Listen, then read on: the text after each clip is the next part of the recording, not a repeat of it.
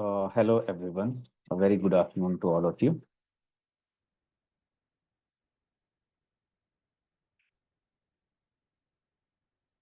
Welcome to another and probably the concluding webinar of the webinar series that we were being conducting before regarding Design Advance.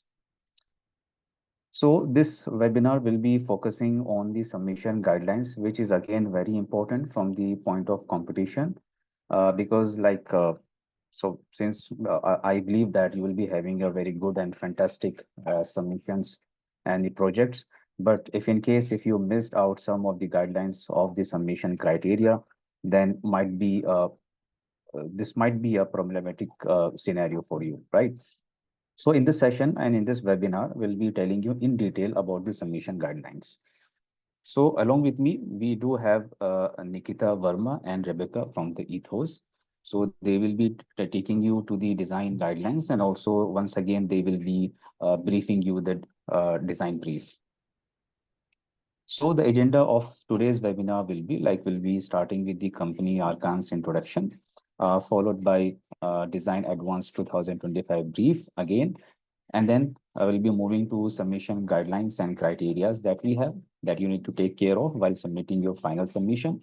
And after that, we'll be having a Q&A open session, though the question and answer are open throughout the webinar.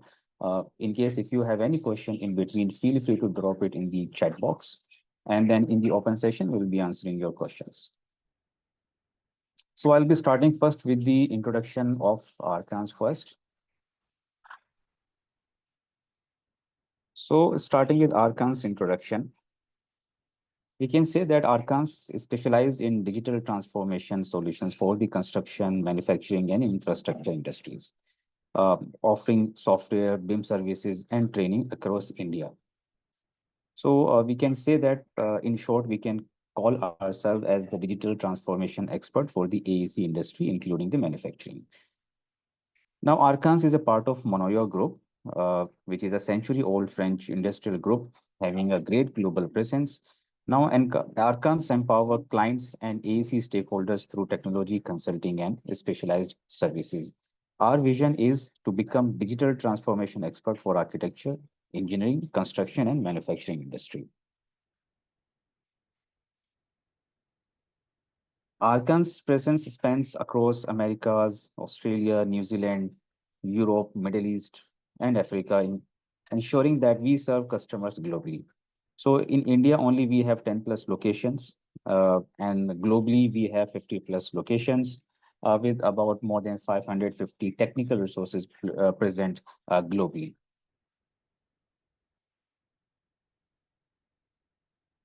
Talking about the industry focus that Arcans is focusing on.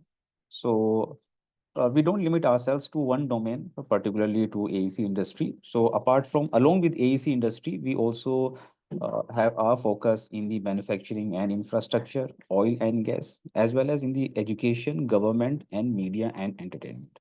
So this wide industry focus allows us to transfer innovation and best practices across sectors, giving customers more value. Now talking about our different verticals that we have in the Arcans.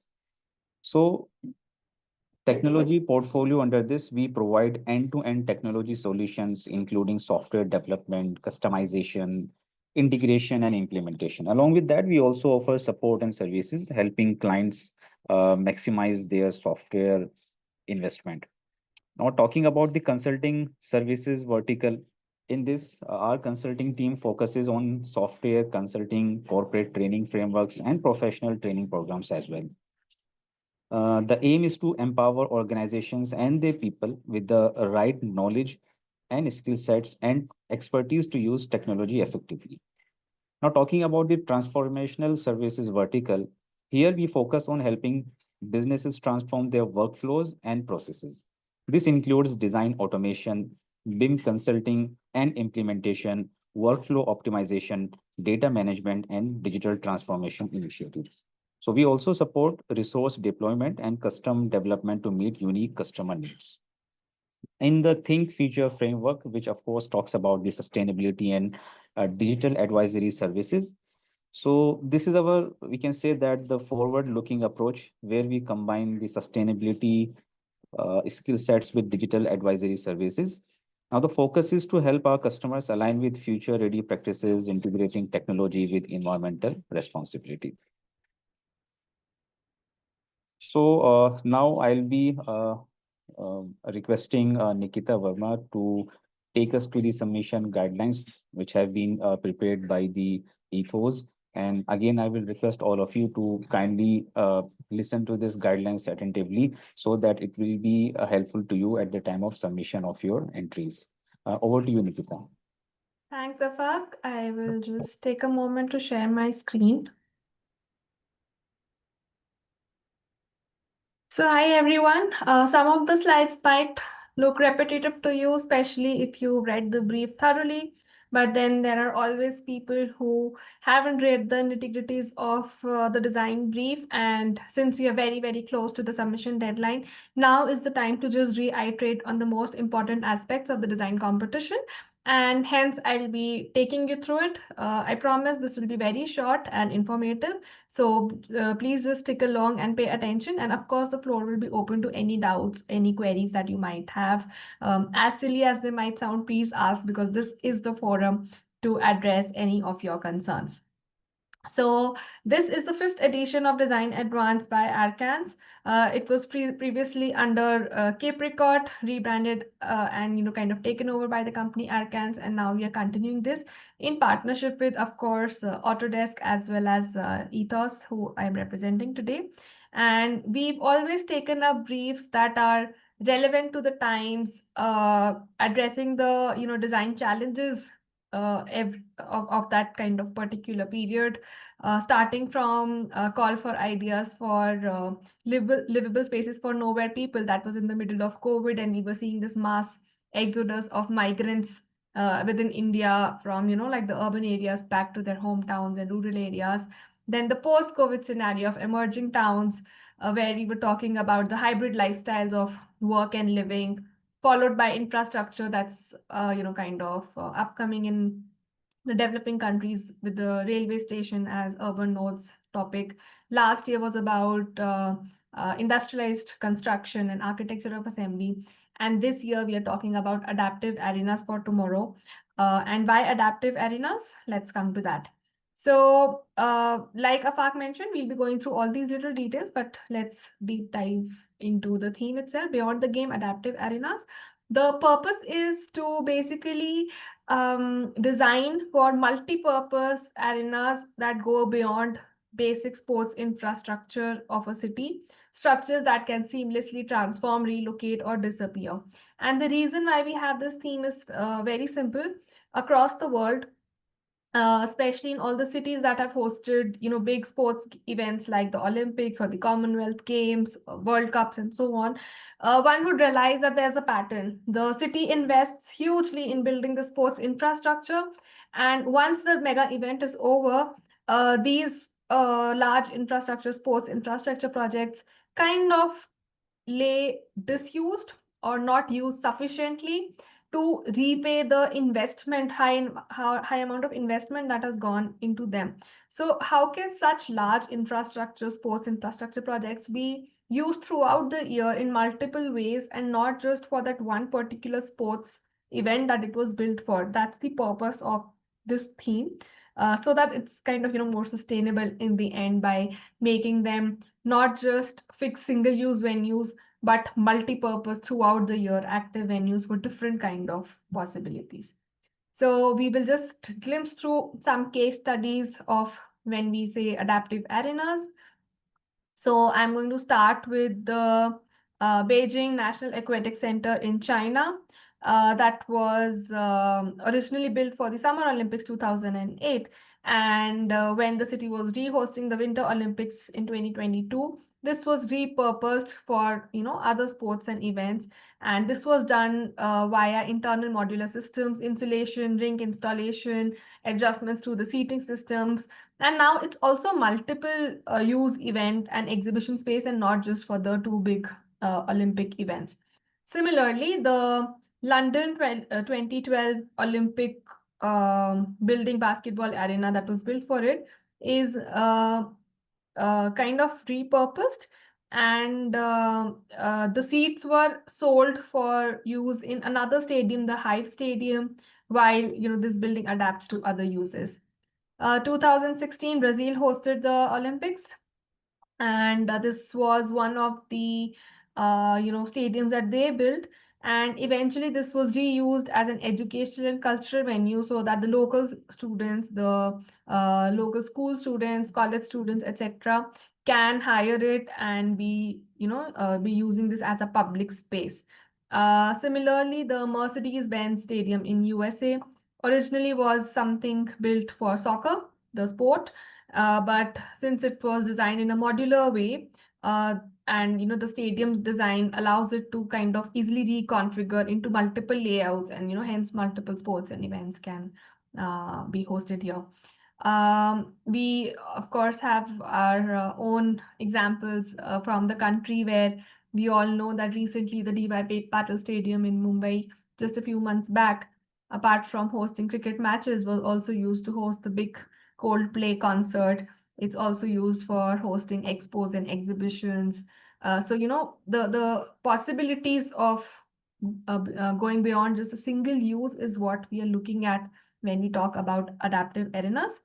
Arenas have, of course, been in the picture of the human civilization from a very long time, from the Roman and Greek amphitheaters that we have seen, that brought people together across cultures for different kind of events, to the large stadium culture that we experience with the advent of World Cup, FIFA, Olympics, and so much more. And today we are in this space and mindset where we need structures to be sustainable, to be multi-purpose, to repay the investment that has been put into making this huge infrastructure, by being of use throughout the year for multiple audiences, for multiple events, multiple sports, and so on. So that is the whole purpose of adapting the arenas to today's time and multiple uses. So with the theme intent being clear, the task is as clear as that. You need to design spaces that are not just multifunctional, but also sustainable, accessible, future-proof. Think modularity, think smart designs, think pop-up stadiums and flexible spaces. You also need to design spaces that can transform, relocate, disassemble, reassemble as needed. Of course, we are looking at large-scale events, so you need to kind of ensure that there's a certain spectator size that your design can host and accommodate. So there were certain guidelines that were provided to all of you, and I hope you're working hard already with the right set of factors incorporated into your project. You were supposed to pick a site that spans at least 10 to 15 acres, capable of hosting large gatherings of up to 40,000 spectators for large-scale events. Environmental factors such as the climate of the city or the place where your site has been picked, your cultural significance, incorporate that as much as possible. If there are any local bylaws, national building codes that you need to follow, of course you need to adhere to it, and look at the entire complex as like together, and not just like that one stadium or arena, so that even the outdoor spaces, the circulation spaces, can be used as flexible extensions of the arena, suited for pop-up festivals, expos, exhibitions, and those kind of events. Design considerations. First and foremost, since the theme is about adaptive arenas, your project needs to be adaptable, multifunctional, and then look into some of the other important factors such as scalable seating, crowd management. The circulation flows should be neat, since you're talking about large volumes of people. You cannot go wrong on that, because when you go wrong on that, disasters can happen, stampedes can happen. So how you're managing the crowd, how systematic your seating and the circulation flow is integrated into your design, that's very important. Be universally accessible and have a great user experience. You're responding to the climate, because large open spaces can also mean exposure to extreme heat or cold, and how you're preventing that. How much of it is transformable, reversible, modular? Are you being culturally sensitive and creating a nice architectural identity for the host city? And of course, taking into consideration digital integration and smart infrastructure as we are fast moving towards a lot of use of technology in general in life. That were some insights from me on the case studies and the design brief, but we have covered all these topics in detail also on our social media posts. So if you want to go look at a case study in detail, or think about the key features that your arena should have, or simply just decode the brief in simpler words, you can go and look out for these posts that are available both on the Arcans handle as well as the Ethos Empowers Instagram handle. So, if you're not following, you can go to both these handles and look for the relevant posts for the DesignAddvance competition this year. And I'm sure some of these will be very knowledgeable for you. And it won't just be casually browsing on social media, but actually using them towards your project. Some of you have asked about what are the awards and prizes in place. So there are attractive cash prizes for the top 3 winners with 75,000, 50,000, and 25,000 Indian rupees for the first, second, and third prize. Other than that, the top 10 entries would also be published. And some of you would get a discount voucher of 40% on the BIM courses that are being extended by the Arcans team. E-participation certificates, digital certificates for any valid entry would be given out. There's also recognition in place for colleges and institutes who are adopting the brief as a studio project and formally encouraging their students to take part in the competition. A very quick glimpse into the winner's work from the last year. You would see the winner was Mainul Hassan from Bangladesh. Then we had Nidhi and Isha from MES Paika, Mumbai, and Aryan Budade from SCET Surat. And what stands across all these 3 winning entries is that you would see strong graphics, very clear hierarchy of how they had composed their sheets. This is only a small glimpse, but I'm sure you can get the gist, and you can look at these entries in detail on our websites. So you would see that apart from using very strong, clear graphics that communicate the design idea, there's also a hierarchy in the way the design is communicated, right? From axonometric views to sections, the way the site plan has been detailed out, use of text minimally, but in important ways that conveys what's the design idea that needs to be given out, and as well as organizing their components of the drawings, of the visualizations, or any other graphical tools that they have used in a way that is very legible for the jury. So the focus remains on the design and not so much on your site studies and case studies, because the jury is going to evaluate you on your design. So please make sure that you use your real estate of the slides that you have to bring out your design to the best capacity. What is also important to note in these winning entries is that the use of white space, because the right amount of white space helps the jury read your design sheets well. If it's too cluttered, it's too overwhelming for them, and they might, want to just skip a slide or two. So just make sure that you're balancing, and the way you organize the information that you want to project is very important. So about the timeline, the competition launched in April, and here we are today at 17th of October, just about 12 days before the submission deadline, hosting this Ask Me Anything session for you. So please take out all your queries and you can put them in the chat box already. And remember that the submissions close on 29th of October. Don't let the clocks turn to 30th. So that means Indian time, 11:59 p.m., 29th October is until when you can already upload your work. I strongly suggest to not wait until the last minute, but give yourself some time, some breathing space to, finish your work and upload in time, so that you're not kind of panicking in the last moment. If there were any doubts about the eligibility, let me just reiterate on that front as well. The Design Advance competition this year is open to all undergraduate as well as postgraduate students of architecture, design, planning, and allied fields across the world. Other than that, recent graduates, that means those who graduated in the year 2023 or afterwards, are also allowed to participate.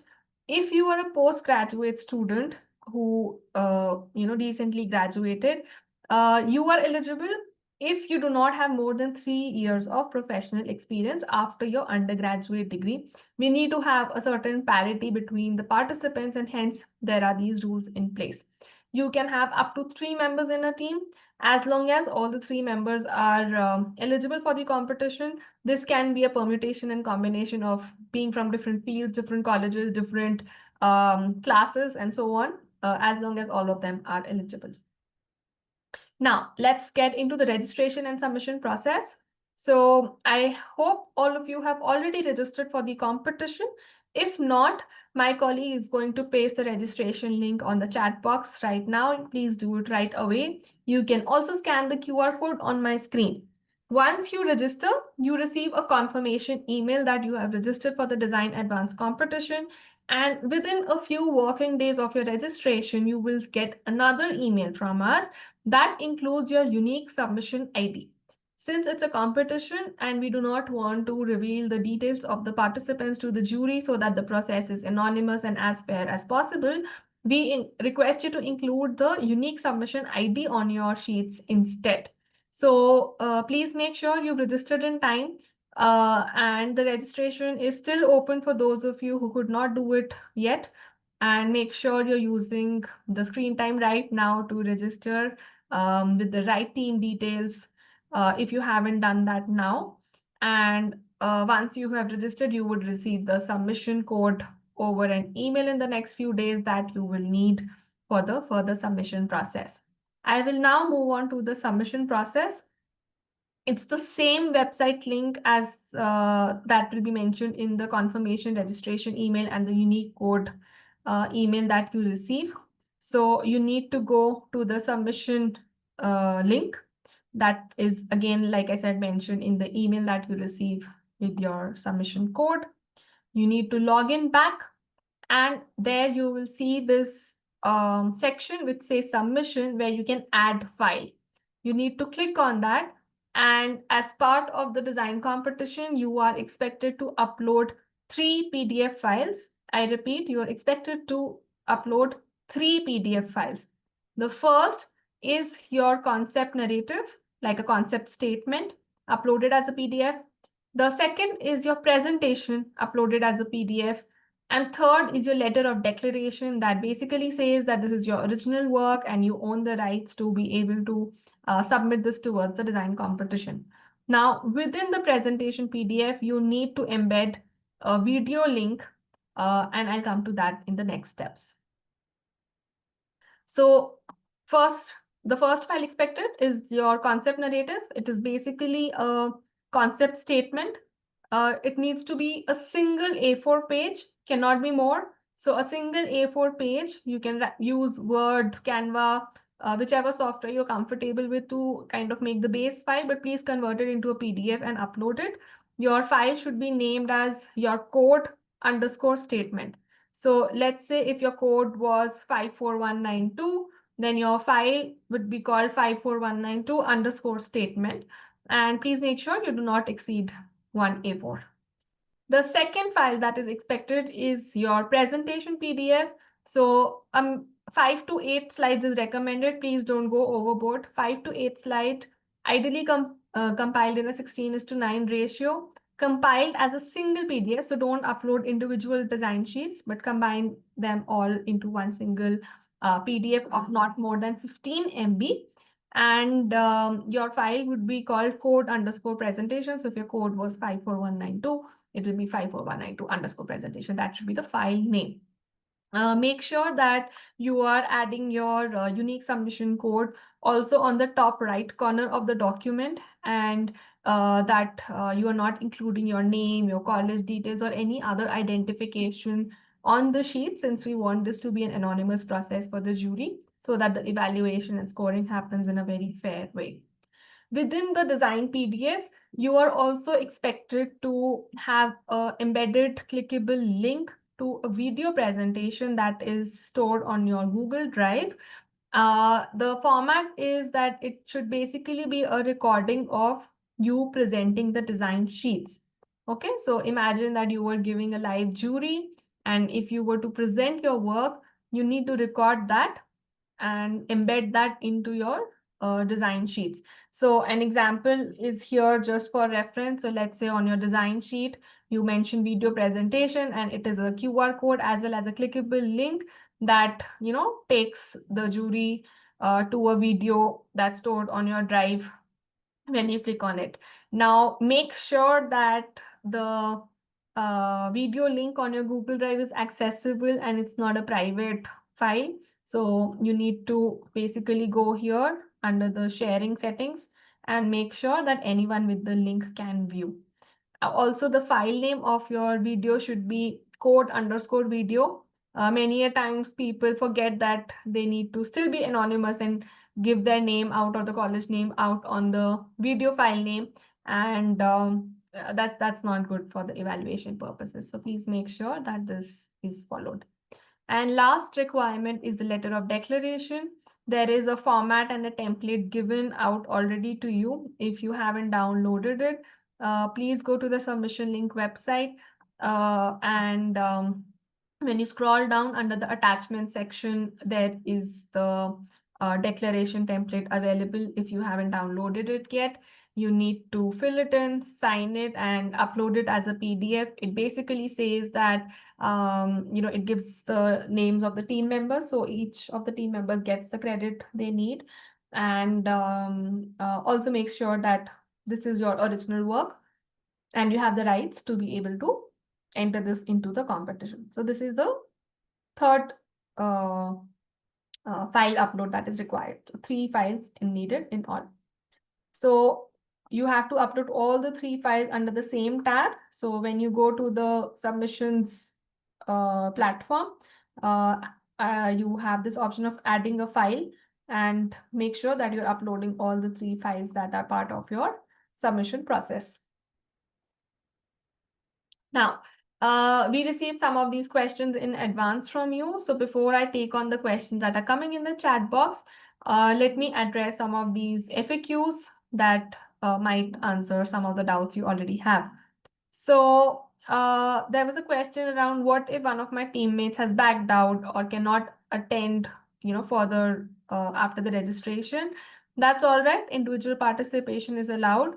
If you're doing the work alone, like solo, just make sure that the declaration is signed accordingly and you send us a mail or update your registration on the website yourself.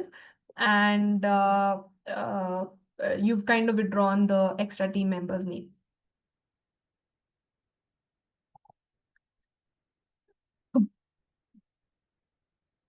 Sorry.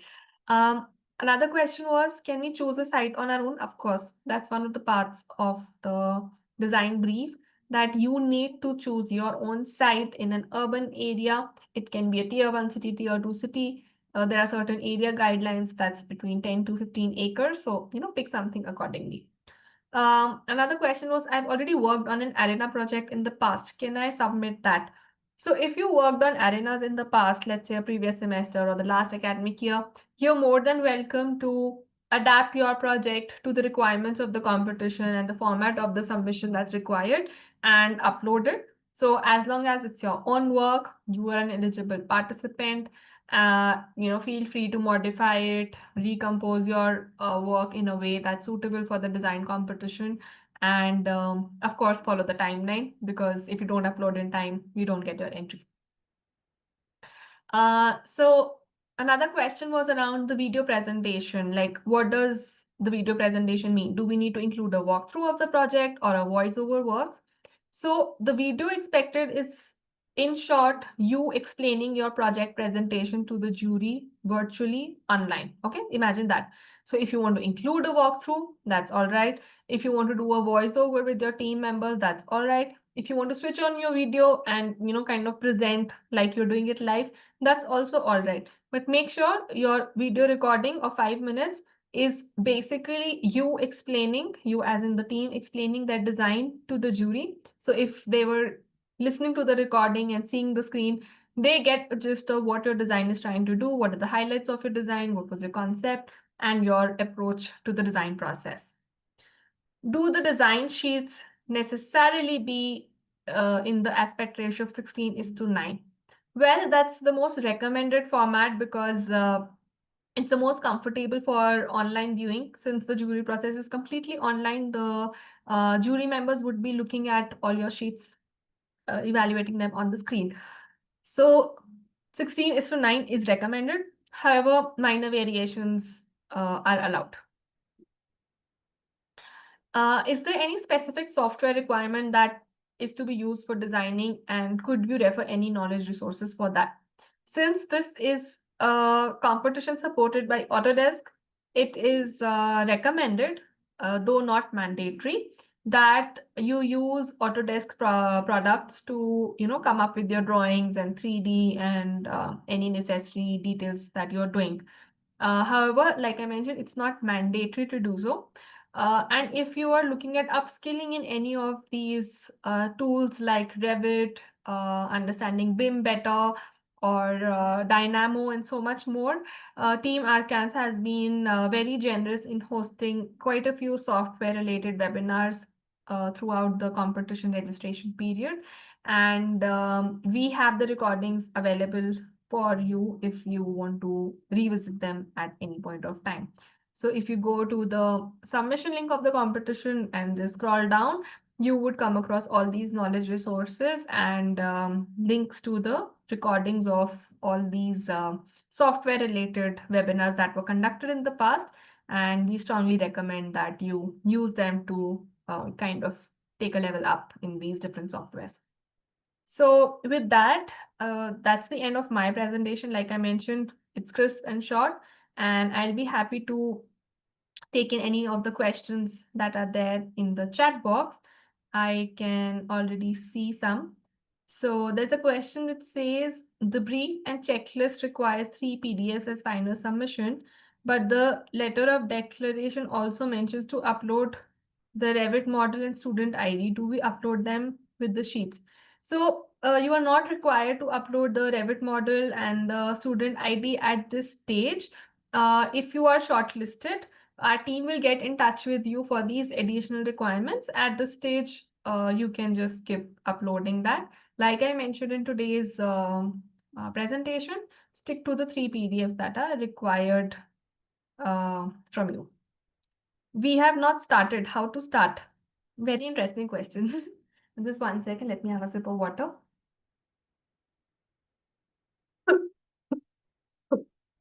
Well, nobody can help you here. If you are a competition participant, you need to design your own project. Nobody else can design it for you. But where to start will be to first look for a quick site, look for upcoming proposed stadium sports infrastructure projects across the country. I'm sure you'll come up with a few once you just do a basic internet search and then start designing. You still have 12 days, not too late. So please make sure you do that. There's another question that says, is it necessary to merge functions which will blend well with the main function of the space, that is for stadiums or for some functions, irrespective of the scale, can vary? I think it's always good to go as interdisciplinary and as wide as possible, because that's when your project and built infrastructure can be used in multiple ways. So if you are only repurposing a stadium for just a few different types of sports events, that's not repurposing enough. So try to go all out. If your stadium can, apart from sports events, host concerts, host expos, host even day-to-day community gatherings or public events, why not? So you are free to think about any kind of functions that can be accommodated in your project. Yes, you can make a local fair. So somebody asked, can the site be used for a local fair? Yes, local expos, exhibition fairs, galleries. festivals, pop-up events, any of that. So Shasusaran Mandru asked if we can take an existing stadium and propose a renovation. Yes, you can do that, because when we talk about sustainability and adaptability, reusing existing infrastructure is an important aspect. So if you come across an existing stadium that's not being used to its full potential, but there is a lot of scope to propose an intervention that this becomes a more usable space or a more adaptable space, please feel free to do that. You're more than welcome. So we are not exactly designing a sports complex. You are designing a sports complex that goes beyond being a sports complex, is how I would put it. So you're designing an arena, but you're designing it in a way that it can be used beyond just the sports it's built for, so that it's more sustainable. It's more, it's giving more ROI for the investment that's being made into making this huge infrastructure. So your chosen sport would be perhaps the primary function, but other than that, you're designing it in a way that this can accommodate multiple uses, multiple events, multiple functions. I hope I've answered that question for you. I see another one. How to design modular seating for 40,000 people. So I might ask Afaq. I think there was a session that was done on Dynamo or one of these softwares, right? Where how to design seating flows and all of that was discussed, if I'm not wrong. Yes, we do already have the recordings of those sessions in which we covered about the seatings as well. We also have taken the help of Dynamo, how we can automate the process so we don't have to manually repeat that manually putting up of these chairs and seating. And also we have shown like how easily you can find out the total number of seats that you have already made. So designing a modular seating for 40,000 people, I mean, can be done in this way. The Dynamo scripts can be used, and also the adaptive families in Revit can also be used. So for both these topics, we already have the webinar recording on the website. So basically, you're not expected to manually come up with a design for 40,000 seats. Of course, that's not possible. That's where the technology and your software tools come into place. You can go to the submission link that's also available in the chat box right now and look for these past webinars that covered the use of Dynamo and software scripts that help you design modular seating for such a large number.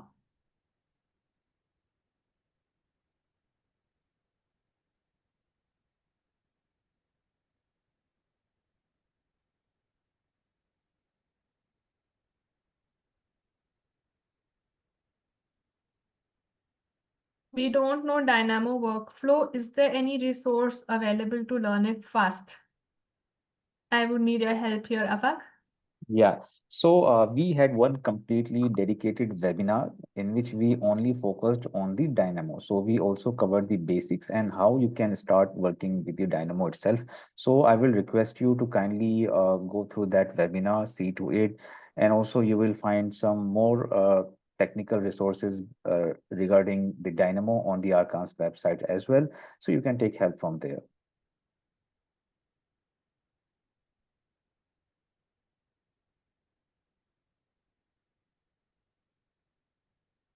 Yeah. So I hope we've been able to answer the very specific queries that you had.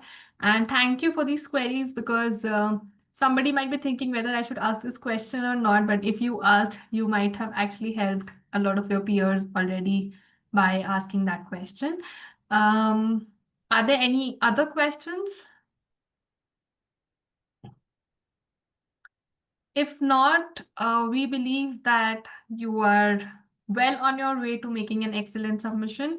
And please remember, when participating in competitions, of course, aiming for the winning trophy is important and is one of your goals, but that's not always the end.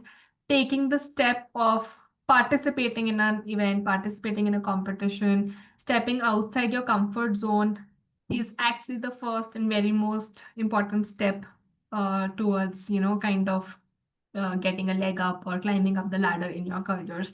So with that, I would encourage all of you to be on time, go through the submission checklist one more time before you press the upload button on the website.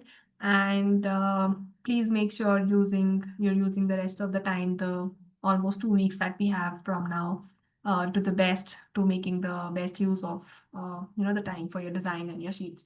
With that, all the best. Very happy festive time as well to those of you who are celebrating in the coming days. And my colleague Rebecca has in the chat box just posted the link of our competition WhatsApp group. If you're not part of it, you can join it so that if you have a query at another point or we have an update for you, that reaches to us and to you ASAP. All the best, everybody, and we look forward to some wonderful arena design projects after the deadline. Okay, thank you, Nikita, for explaining in detail the process of submission. And it was very much detailed and elaborative because I remember my times when I was participating in the competitions. So the major task and the major confusion remains in the submission guidelines, because if even a minor detail, and if you do not stick to the guidelines of the competition beam, then unfortunately we just are like disqualified from the, of course, it's very much possible. So once again, thank you, Nikita, for explaining the submission process in detail. And I would also thank all the participants for attending today's webinar. And again, all the recording of the webinars are available on the Ethos competition website. You can just check it over there. And yes, and again, wishing you all for the future and for the result as well. I hope in the end everything goes well, and most of your questions are already answers. In case like Nikita, there's one more thing that I would like to ask. In case if the participants have more doubts in the future, so where they can just put up their questions and they can be Yeah, answered. so one is the WhatsApp group that we've already given you the link of over here. So you can reach over there. Other than that, I am going to give you another WhatsApp number that you can reach out to. Just give me a second. I'll paste it in the chat box here.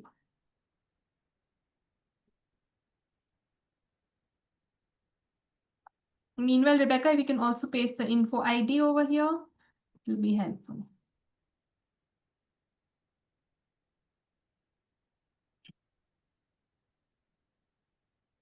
So I have just pasted the Ethos Office WhatsApp number. So if you have a query, you can just simply send us a text and we will get back to you. You can also email it to us, and the email ID would be info@ethosempowers.com, that we are also pasting in the chat box.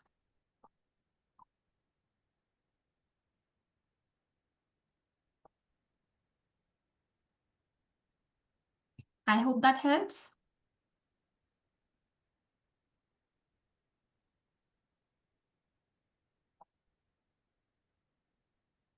Okay, so hope the participants have taken the given numbers and the links from the chat box for their future use. Okay, so that was all for today. Once again, I wish all the participants best of luck. And once again, thank you all for joining this today's webinar. Have a great time ahead. Thank you all.